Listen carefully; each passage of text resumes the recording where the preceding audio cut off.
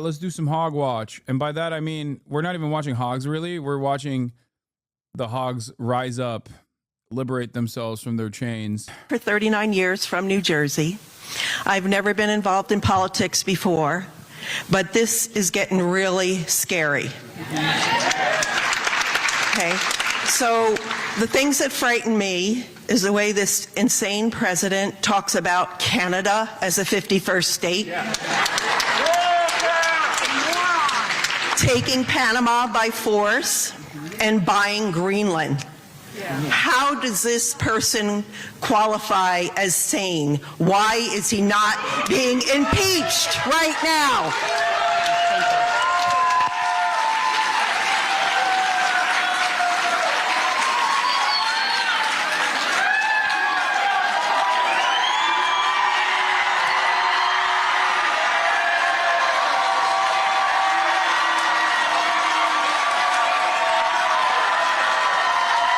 You better be like, get that traitorous flag out of here. It's illegal. It's terrorism to have the Canadian flag. You will only fly the Unionist flag of Canada now that Canada is officially under the American Protectorate. Yeah, look out, lady. You called Trump insane. That's terrorism. You might get some serious penalties for that sort of thing nowadays, you know?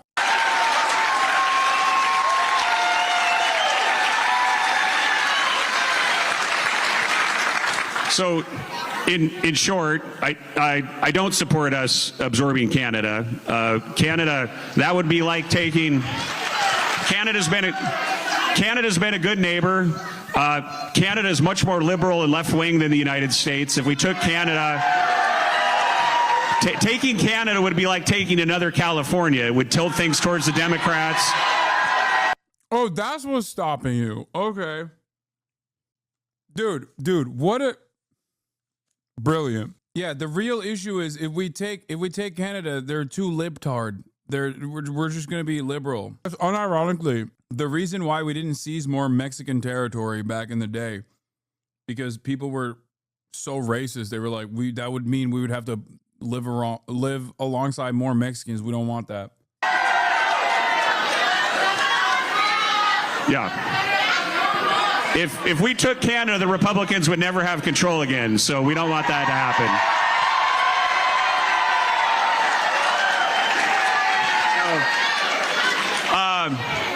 On the other two, if we could get Greenland peacefully, I'm all for it, and we should have never given up Panama.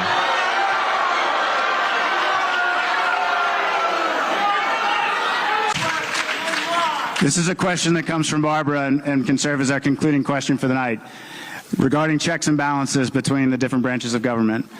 Given the trajectory of the administration, the continued agreement of the Republican Party, is there a line in the sand for you? That is to say, is there any point at which you might stand up and tell them no?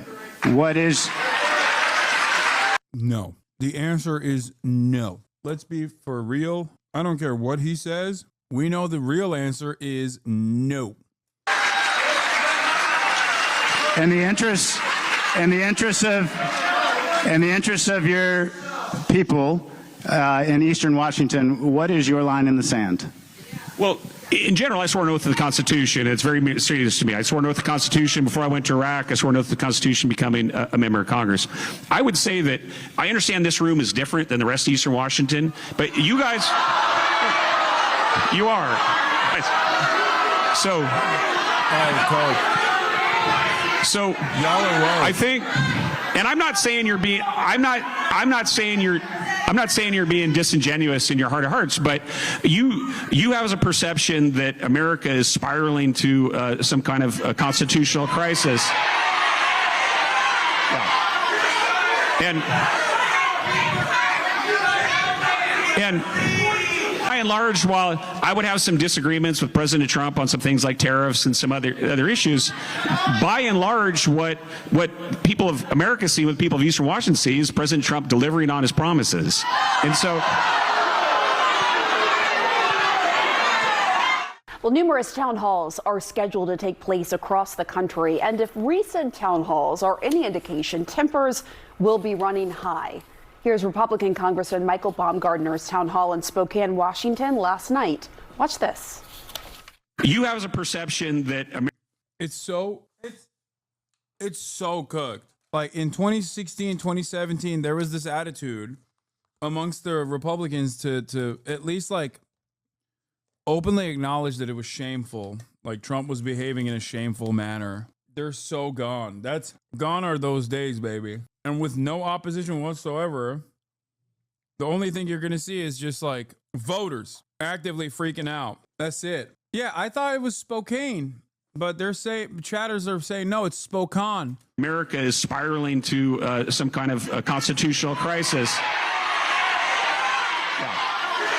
By and large, what people of America see, what people of Eastern Washington see, is President Trump delivering on his promises. And so...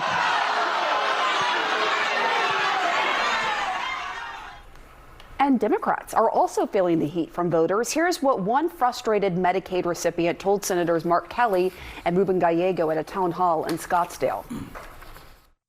We're trying to shield ourselves before we're wounded, and we don't know how.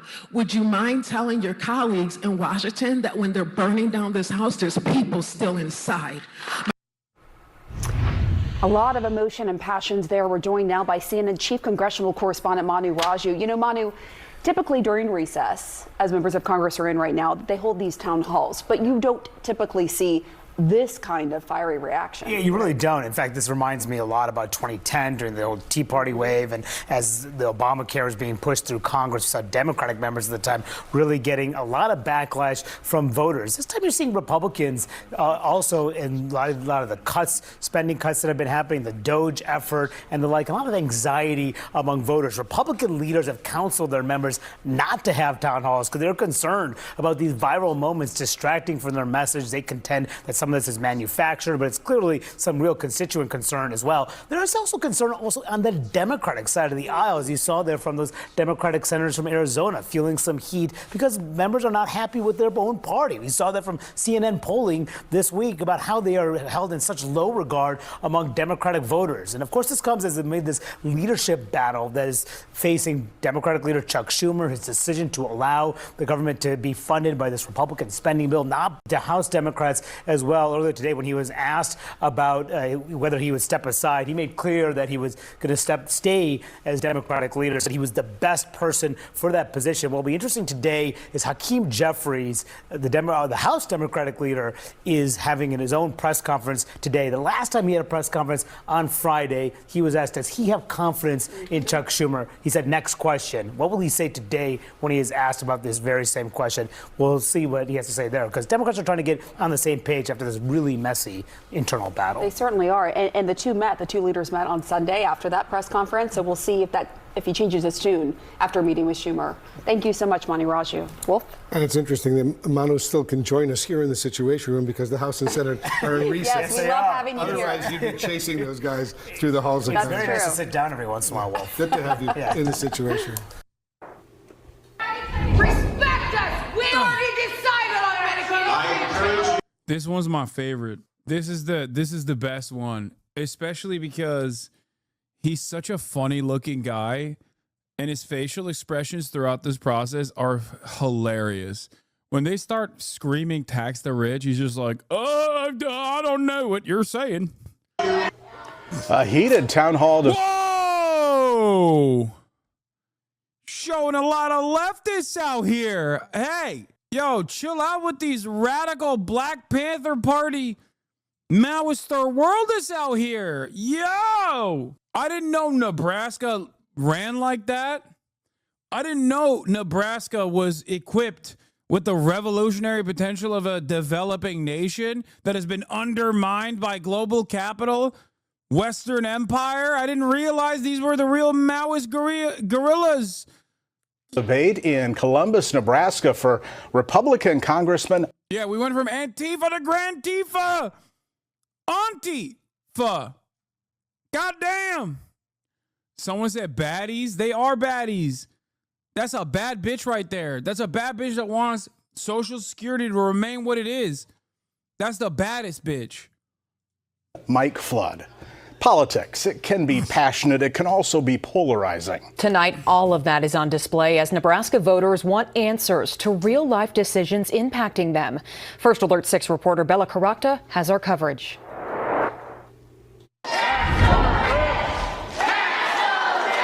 As Republican lawmakers are being discouraged to hold town halls, Nebraska Republican Congressman Mike Flood powered on. Let's talk about this. So your proposal to solve this is to tax the rich. He's like, yeah, okay. So your proposal to solve the budget is to tax the rich. You're so stupid. Coors Light Cowboy, thank you for the 20 gifted subs. I've been forgetting to ask you to subscribe. Subscribe for $6 or free with a Twitch Prime. If you would like to support the show, you can get the new badges, also emotes, and the opportunity to send me links. That's right. Subscribe for $6 or for free with a Twitch Prime, or by getting gifted a sub. Nebraskans grilled Flood from Social Security to international relations. 20. Stifo Magnifico, thank you for the 5. Yes. Naruto AMD from 2007, thank you for the 5. Canada is a longtime important ally of the United States of America. This tense town hall is just a snapshot of politics across America, with others in North Carolina highlighting discontent with Republican political leaders for not pushing back against President Trump's cuts in federal funding programs such as the VA or support for Russia's Vladimir Putin. Would you agree that your constituents are the boss of you, not President Trump?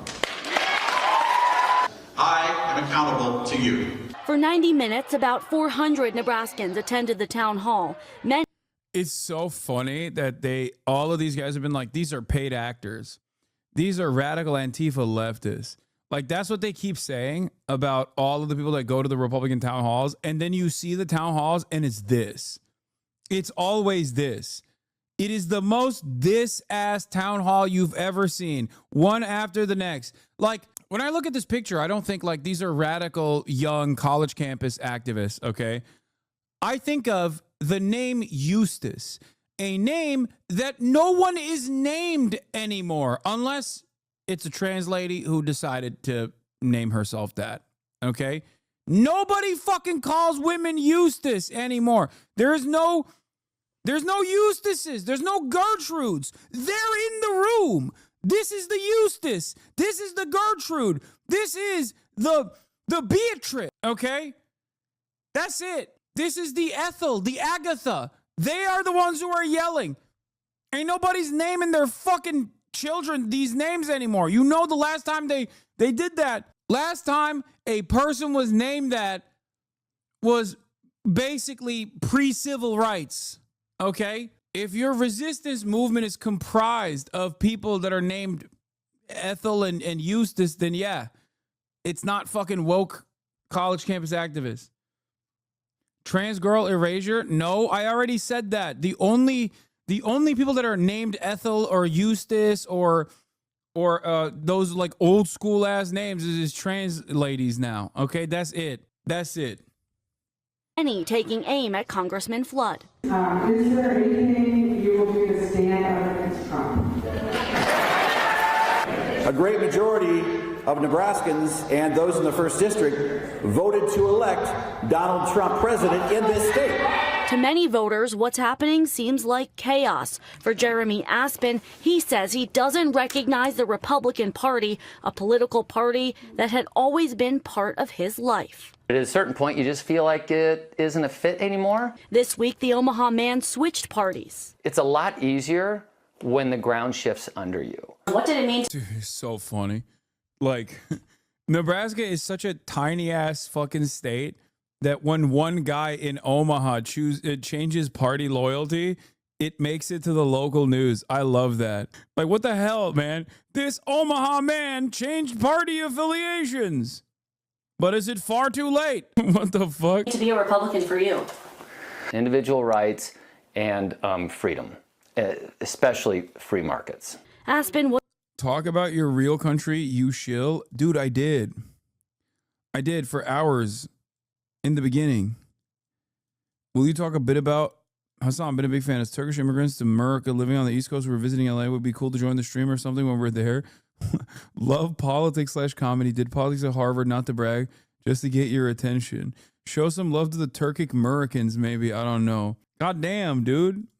All that Harvard education, and you couldn't even fucking figure out to search, to Google, to see if to go to the VOD, to see if I actually had covered this thing. That's crazy. Talk about it when I'm here. Yeah, that's basically what this is. It's like, I wasn't here, so you might as well have not covered it. I have no object permanence.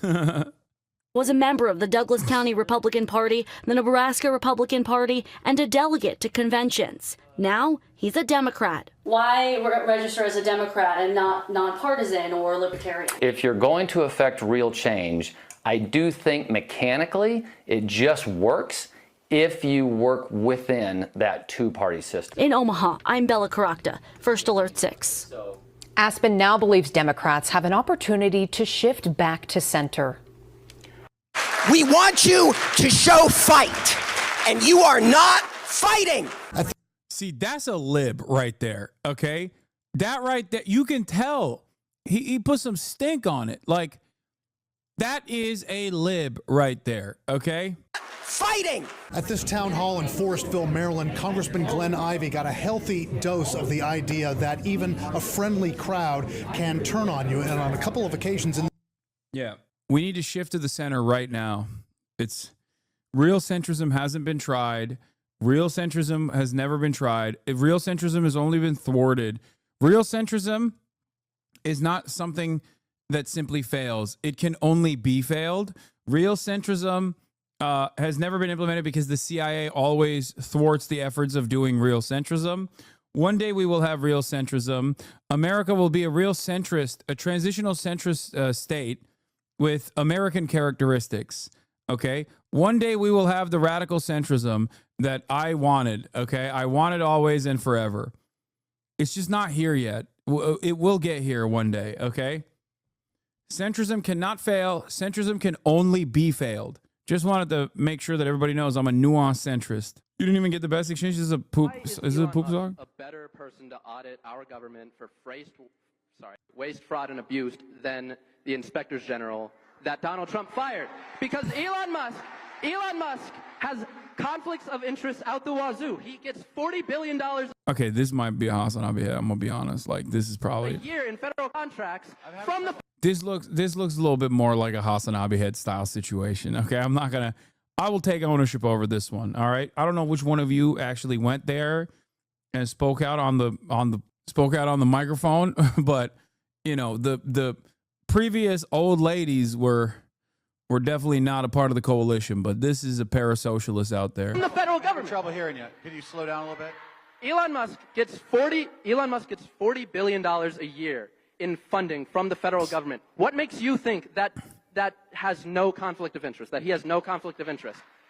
Do you think he would cut that before he would cut our Medicare or our Social Security or our jobs?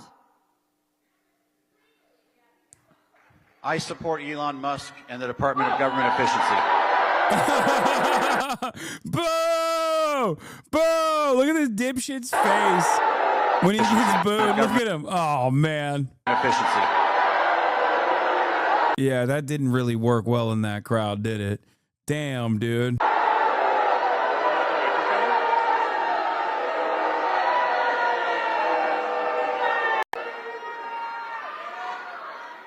Next question.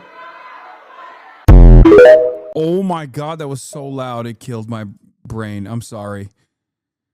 Online public comment on Delaware 2B21 off to a hot start. Let's see what this is. Fascist Nazi billionaires are taking over this country and firing federal employees en masse and trying to annex Canada and arresting dissent, blah, blah, blah. And this bill gives billionaire Nazis more power and not less power. Nazis are taking over, and we're actually leaning into it. This is somehow dumber than what Cuck Schumer did. And no matter what you say, it really is because Elon was here a while ago. Because you're like, Daddy Musk, tell me what you want. I'll pass your bills. I'll suck your toes. I'll carry your babies. I'll sig hail, but not really. Oh, did the Okay, look, blowjob noises? all of you who voted for or will vote for this garbage, you are a traitor not only to the state and nation, but humanity itself. Objectively speaking, the world would be better off had you never been born.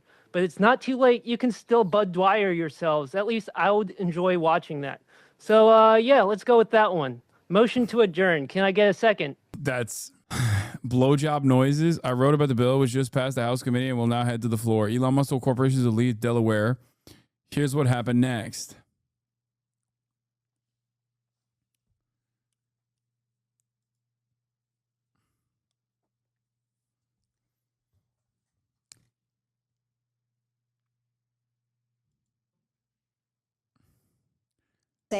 Senator Lisa Murkowski said at a presser in Alaska yesterday that Elon Musk may take the next $1 billion that he makes off Starlink and put it directly against her. As the GOP colleagues are silent because they're afraid they're going to be taken down or primary. Why aren't you a better Republican? And if you're not, get out of the party. You know what? You know what? By the way, I do want to say something, but listen. These people are, they're fraudulent. Okay, they're fraudulent. They're the whole like, oh, you know, I'm gonna do dissent. Like it's bullshit. Okay. Until Alaskans tell me, Lisa, it's just not working anymore. I'm gonna give you every last breath that I have, and I'm gonna try to solve. Dude, you can't because you're already riling her up by petting her. Let her out. Okay, you can play with her if you want. Every little problem. And I'm not going to compromise my own integrity by hiding from my words when I feel they need to be spoken. I'm going to take the criticism that comes, and it may be that Elon Musk has decided he's going to take the next $1 billion that he makes off of Starlink and put it directly against Lisa Murkowski. And you know what? That may happen. But I'm not giving up 1 minute, one opportunity to try to stand up for Alaskans. But I got to figure out how to do that. And I need Alaskans' help to tell me what they're feeling so that I can help deal with that. It is, you know, I don't mean to be critical of you. You and I, we can spar at these things, and I actually like the engagement. Boo, I don't care. Fucking actually put up a strong opposition, sort of real ideological commitments. Get out of here. Tom Tillis released new voicemails, but it might be too spicy for the stream. I'm just calling to let you know that I listened to the Raleigh News and Observer. Why does Tom Tillis keep posting his L's like this? It just like it doesn't make any sense. He's just like, yeah, that's right. I'm Tom Tillis, and all of my constituents want to assassinate me. Here are their words. And it's just like why? Why are you posting this? Everybody feels this way, and you're just it's only going to get worse. You know what I mean? Hello, my name is Tom Tillis. All my constituents want to assassinate me in increasingly more violent ways that they describe in gruesome detail. They also keep saying where their home addresses are, what their occupation is, basically goading me to call Secret Service on them. It seems that many of these, the average age of my constituents that keep saying death threats to me seems to be around 55 years old, as in the primary age for being an active voter for either party. It seems odd that they are so careless in the way that they are doing death threats. I do not understand it. It must mean that they're being brutally honest about their hatred for me. Now, of course, for legal reasons, we disavow. This is unacceptably violent rhetoric. I mean, how could people get so angry? That's right. That's a great question. How could people get so angry? Their short video where they released some of the threatening phone calls and messages that you've been getting. And I just wanted to let you know that has just been absolutely the joy of my week, listening to those. My favorite one was the really old guy who threatened to, I think he threatened to bash your head in with an axe handle. That one was hands down my favorite. But anyway, that was That was the most joy I have felt in weeks. So if you could please release some more, that would be awesome. And the comments that supported that video were just, they were just chef's kiss. How did he see this and not realize like this is having the opposite effect? They were so good. I saved it so I can listen to them over and over again and then read the comments. It's so good. So please keep releasing those. Keep those coming. It's giving me life, and it's about the only thing these days it is that you're doing. So yeah, keep them coming, and I'll look forward. Yeah, I immediately looked for comments after she mentioned the comments. Comments turned off. To some more. Oh God, it's so loud. Fuck. You, Tom, any of you who work for him. You guys forgot free speech was a thing. I hope Tom gets. I might drive to North Carolina and shoot him dead in the streets like the. Okay, the problem here is that's not protected speech. Okay, that's not protected. You cannot. Okay, here I'll give you an example.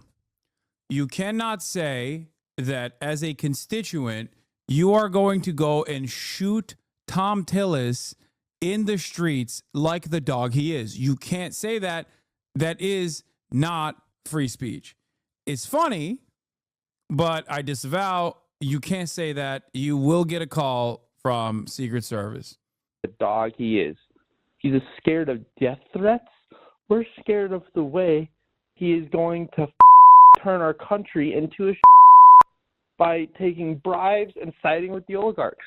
I hope Tom gets kidnapped and his wife and children and his children's children get tortured in front of him. I might come do it myself. You're all gonna die. Tom's gonna die when the bullet hits his brain and he drops to the ground and the blood starts pouring out of his head. All the patriotic. It's so crazy because I get all of this. I am a recipient of gruesome death threats such as this one all the time. And it's pretty funny because like I always want to, when I look at it, I'm like, what direction will this go? What direction will the death threat go? This is unique. Like the whole, I will torture multiple generations of your family, your next of kin is pretty wild. That's like some Bible shit, and not even like new Bible, none of that woke Bible shit. I'm talking Old Testament. It's crazy. This guy definitely is getting a visit from the feds for sure. Americans will be thankful, cheering, clapping when his office blows up and everyone inside that is contributing along with him dies. All of us patriotic Americans will be clapping, joyous. I can't wait. I can't wait till Tom is dead. The time is coming. Look out. Hey, I saw you released all the death threats, and I just wanted to say, good for them. You guys deserve it. I hope you get more. I hope they get worse. I hope you are scared to come out of your house and leave your office, and I hope you do die soon. I just want you to know that the only thing I hope and pray for every day is your death. You have taken all of the hope, all of the will out, except to hope and will and pray that you die every day. I hope one of those people that sent you death threats comes and does their due diligence for this country. Every single day I wake up and I hope and pray that you don't take another breath. Have a terrible, awful day. I also hope everybody you love and care about, every member of your family, also experiences that same fate. I hope, I really hope that you either meet the guillotine soon. The guillotine. Yeah, she took time while on the walk to work to be like, here's a message for Tom Tillis. I think the reason why the beeps are so loud is because like if anyone enjoys this conversation, I feel like they're trying to make you deaf. You're like, oh, you wanted to hear the next drop of Tom Tillis death threats? Well, guess what? You're gonna get punished for it. Or have a come to Jesus moment where you realize that Marie Antoinette asked everybody in France to eat cake. And in comparison, we are not driving fucking Teslas. That's crazy. Yeah, I disavow, of course. These people are on your side, Jake. Remember that. Watch the first vid. I already did. It was filled to the brim with statements that I disavow, of course. In this town hall, the crowd did turn on him. The message that was sent by Democrats in Congress with the CR catastrophe was clear. It's not that you're in the minority. It's that you aren't even working together on... And that is failure. We are not interested in hearing that you are in the minority. We know that. We want you to show some of the backbone and strategic brilliance that Mitch McConnell would have in the minority. Thank you for being polite with us, but when it comes to fighting these fights, we need you to be a little bit less polite, a little bit more hell no instead of a little bit no. That's, dude, you can look at the energy of the people the liberals that go to Democratic lawmaker town halls, and then look at the energy of people that are, you know, calling into Tom Tillis's office or going to the Republican town halls. God damn, dude. Like, that's the difference between an NPR lib who just like gets a steady dose of NPR every day and watches MSNBC all the time and is like, can you please respectfully do something? I would like it. Meanwhile, the Republicans or constituents at the Republican town halls are like, if you don't change trajectory, I will change it for you. I will change your oil next time you're at a Jiffy Lube. And it turns out I've done more than that. I put a bomb under your car. It will explode with your children in it. Like, like what the fuck? The difference is stark, okay? Liberals are like, please, it would be really nice if you were to maybe not allow the Republicans to, I don't know, undermine the federal government and dismantle the regulatory apparatus by laying off tens of thousands of employees. That would be so nice. That's awesome. Fair enough. And there may be a time when you and other congresspeople need to do civil disobedience. You need to be arrested. Sure. And I will go with you. I will stand next to you and be arrested. My lead source tonight is the independent senator from Vermont, Bernie Sanders. And Senator, it's great to have you here because you issued your own rebuke, as I'll call it, and basically said that you think President Trump needs to turn off Fox News and, quote, read the Constitution. Look, you know, back in the 1790s when nobody's fools. What they wanted to do is have a separation of... It's my mood, yeah. I'll be hanging out with him tomorrow. Açma. Oğlum açıp çikolatayı mı yiyeceksin? Powers between the executive, the legislative, and the judiciary so that one person could not assume enormous power. And what you are seeing right now is a president who is authoritarian. He just attacked the media the other day. I think he called CNN illegal because I gather that now and then you criticize him. He is trying to encroach on the constitutional responsibilities and spending powers of Congress. And now he's going after the courts. Look, if somebody is a corrupt judge, that person can and should be impeached. But not because you voiced an opinion. That's why these guys have life terms. So they are immune from these types of attack and they can be objective in their judgment. And just a word here. In the last number of years, and I'm not a great fan of Chief Justice Roberts, you have had decisions from the Supreme Court on Citizens United, which allow billionaires to buy elections, one of the worst decisions in the history of the Supreme Court. You didn't see a whole lot of people saying impeach Roberts and members of the court. You had this horrible decision on Roe versus Wade, taking away women's rights to control their own bodies. Again, we live in a society of rule of law. Supreme Court has its power. Judges have their power. And it should frighten every American, whether you're conservative or progressive, that you have a president who does not respect our Constitution and wants more and more power for himself. Very dangerous.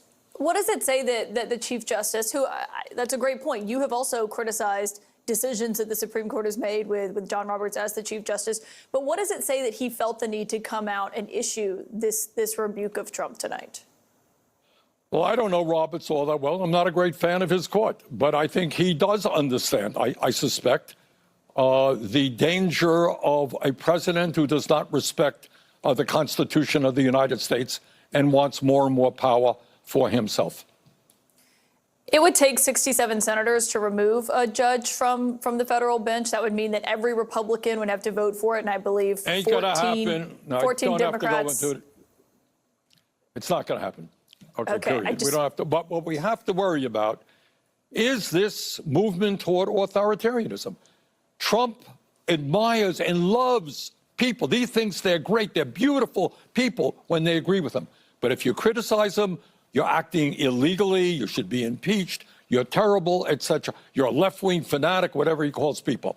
A very dangerous trend. Look, I don't have to tell anybody that we are living in difficult times. And it's not only this movement toward authoritarianism, it's this movement toward oligarchy, where you have a number of billionaires running the United States government, where you're seeing right now with Musk and others massive attacks against veterans. And the Veterans Administration, they want to lay off some 80,000 people in the VA who provide health care to our veterans, who make sure they get the benefits that they deserve. You're now seeing a massive attack on Social Security. Presumably they want people with disabilities to now walk in to some Social Security office, although they're cutting back on these Social Security offices all over this country. And at the end of the day, Caitlin, in my view, you got a bunch of these oligarchs who want to destroy virtually every program in America that works for working class people, so that you have massive tax breaks to the 1% and the billionaire class. Yeah. And as you may know, I'll be on the road with Alexandria Ocasio-Cortez the next few days, trying to fight back against this horrific set of activities. Yeah, you've been on this anti-oligarchy tour. You've been making stops. I mean, it's really, notable to see the crowds and how many people are showing up. We're showing one of the pictures of you speaking here. And you've been going to all over, I know, to Colorado, to Wisconsin, all over the country. I know you have a lot more stops planned next week. What you just said about Elon Musk and what Trump are doing now that he's back in power, it's safe to say there's a lot of despair in the country over what Democrats are doing, how they're responding to this. You're an independent, but you caucus with the Democrats. I want you to listen to what happened at a town hall tonight with Democratic Congressman Glenn Ivey. You aren't even working together on a shared strategy. And that is failure. We are not interested in hearing, that. We want you to show some of the backbone and strategic brilliance that Mitch McConnell would have in the minority. Is that what you've been hearing out on the road, Senator? I think there's a lot of discontent with the Democratic leadership.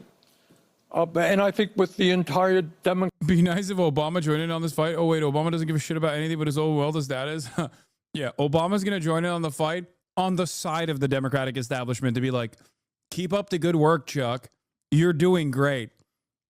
Yeah, if he joins the fight, it's going to be on the wrong side, okay?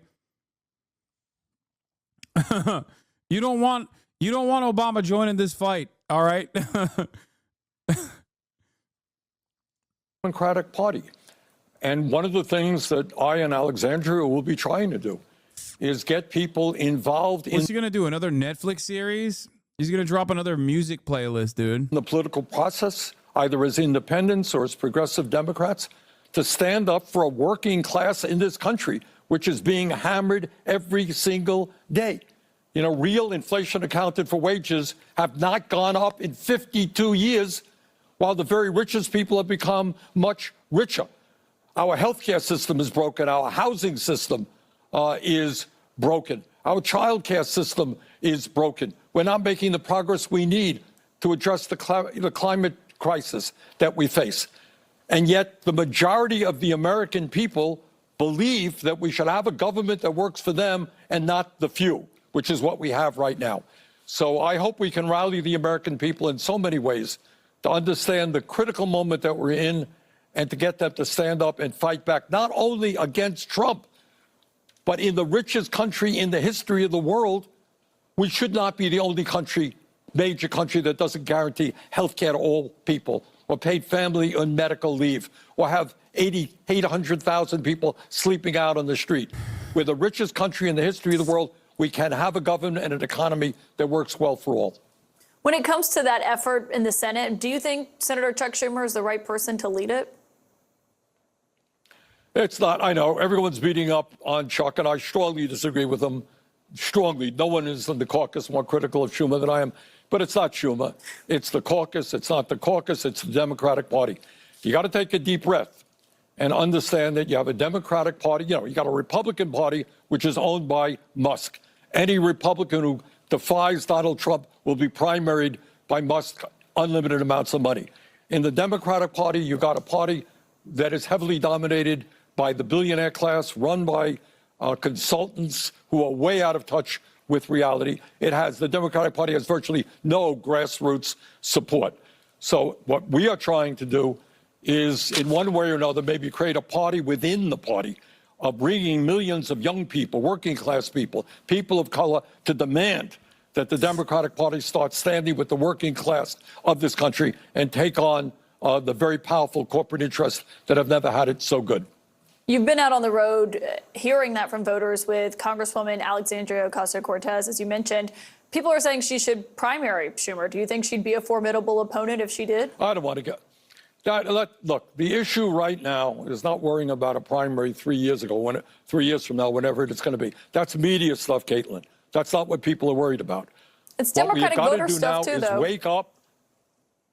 What we have got to do now is wake up the American people. The vast majority of the American people do not believe that we should give tax breaks to billionaires and cut Medicaid, cut Social Security, cut veterans programs and nutrition. And our job is to rally the people at the grassroots level, have them run for school board or Congress or the Senate on an agenda that says that we're going to stand up for working class people, not the rich. That's what we've got to do in this moment.